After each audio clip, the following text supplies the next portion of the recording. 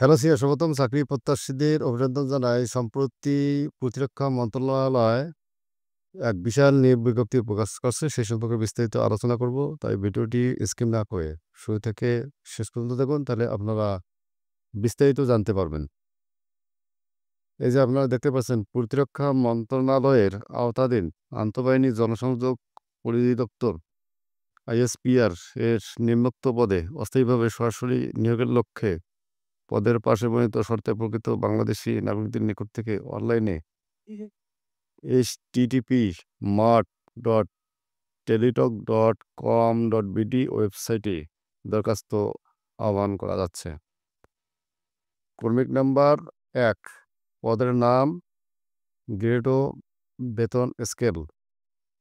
বেতন স্কেল 2015 অনুযায়ী 1, ষাটলিপিকার cum computer operator, grade হচ্ছে 13, বেতন হচ্ছে 11,000 থেকে 26,590 টাকা।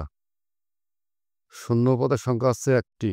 শিক্ষাগত যোগ্যতা অভিজ্ঞতা, কোনো স্বীকৃত বিশ্ববিদ্যালয় হইতে অনন্য দ্বিতীয় শ্রেণী বা সমমানের CGPA-তে স্নাতক বা সমমানের ডিগ্রি থাকতে হবে। খ, কম্পিউটার ব্যবহারে দক্ষতা এবং ষাট গতিতে সর্বনিম্ন গতি প্রতি মিনিটে ইংরেজিতে 83 শব্দ, বাংলায় 50 শব্দ লেখার গতি থাকতে হবে। ঘ, কম্পিউটার টাইপিং সর্বনিম্ন গতি প্রতি মিনিটে ইংরেজিতে 30 এবং বাংলায় 25 শব্দ লেখার গতি থাকতে হবে। ক্রমিক নাম্বার 2, কম্পিউটার মুদ্রাক্ষরিক কাম অফিস সহকারী, গ্রেড 16, বেতন হচ্ছে 9,300 টাকা থেকে 22,490 টাকা। পদ সংখ্যা হচ্ছে 1টি। কোনো স্বীকৃত প্রাপ্ত বোর্ড হতে ন্যূনতম উচ্চ মাধ্যমিক সার্টিফিকেট বা সমমানের শিক্ষাগত যোগ্যতা সম্পন্ন এবং প্রতি মিনিটে বাংলা 20 শব্দ ও ইংরাজি 30 শব্দ মুদ্রাক্ষর লেখনে সক্ষম হতে হবে।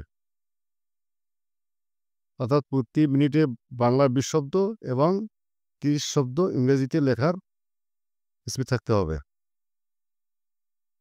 3, ড্রাইভার, গ্রেড 16, টাকা 9,300 থেকে 22,490 টাকা। পদ সংখ্যা হচ্ছে 1টি। শিক্ষাগত যোগ্যতা হচ্ছে 8ম শ্রেণী পাস, বৈধ লাইসেন্স সহ হালকা যানবাহন চালানো জানিতে হইবে। অভিজ্ঞতা অগ্রগণ্য।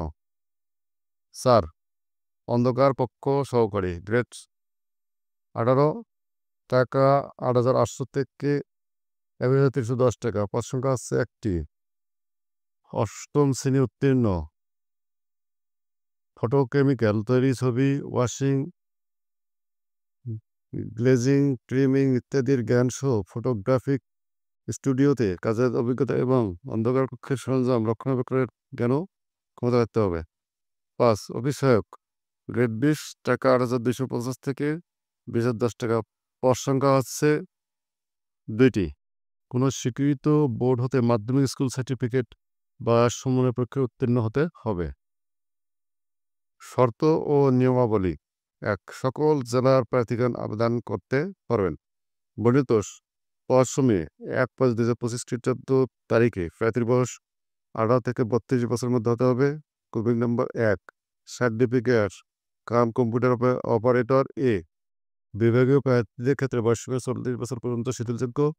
বিভাগীয় প্রার্থী বলতে এরূপ বোঝাবে যিনি আন্তঃবাহিনী জনসংযোগ পরিদপ্তর ISPR এর রাজস্ব খাতে সৃষ্ট পদে ন্যূনতম 2 বছর স্থায়ী বা অস্থায়ীভাবে চাকরিরত ছিলেন। উল্লেখ্য, বয়স প্রমাণের ক্ষেত্রে কোনো প্রকার এফিডেভিট গ্রহণযোগ্য হবে না।